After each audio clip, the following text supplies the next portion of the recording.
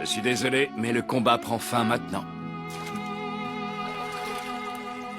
Malheureusement, le cœur de ce pauvre vieux Jiraiya est déjà occupé, même si ce n'est pas réciproque. On ne peut pas obliger l'objet de tous nos désirs à nous aimer de force. Toutes les femmes devraient être amoureuses de quelqu'un comme vous. Elle a perdu absolument toutes les personnes qu'elle a aimées, l'une après l'autre. Elle rejette complètement l'amour parce qu'elle ne veut plus souffrir. Rien n'est pire que la perte d'un être cher.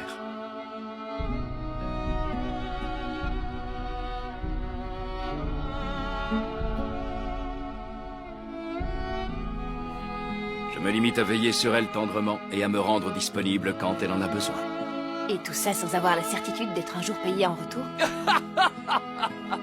Je ne cherche pas mon intérêt dans cette histoire. Je veux juste m'occuper d'elle, lui donner tout mon amour et essayer de faire de mon mieux pour qu'elle trouve la paix et le bonheur. Et qui sait, peut-être un jour... Je crois bien que j'ai compris. Alors disons que ce combat s'est terminé par un match nul, vous êtes d'accord? Quand un homme est blessé, il découvre la haine. Quand il blesse quelqu'un, il découvre la culpabilité, ainsi que la rancœur des victimes.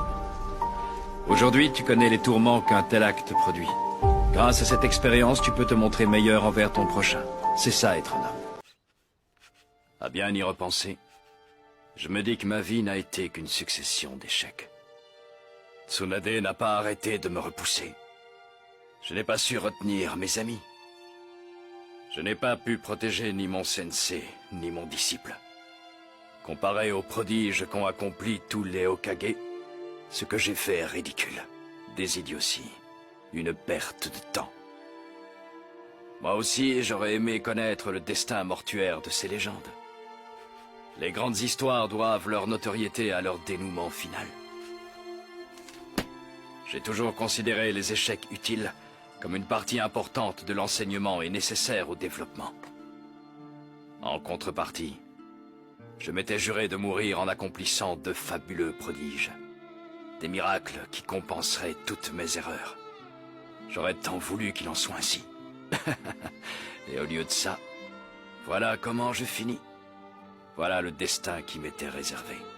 Le grand ancien avait prédit que je devrais guider celui par qui de grands changements se produiraient et qu'un jour je serais amené à faire un choix qui déciderait de la paix ou de la destruction du monde ninja. J'avais choisi d'abattre Pain et de stopper l'Akatsuki. Mais là aussi, je me suis trompé. Je n'ai pas compris le rôle qui m'était attribué. Lamentable. Alors voilà.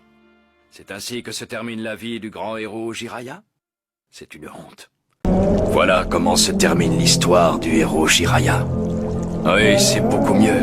Je préfère cette fin-là. Dernier chapitre. La grenouille au fond de l'eau. Séparation dans l'océan. Non? C'est même plutôt pas mal. C'est grandiose. Bien. À présent, il est temps pour moi de poser mon crayon.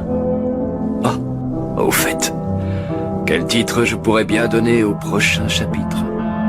Ah, je crois que j'ai une idée. L'histoire de Naruto Uzumaki. Oui, c'est parfait.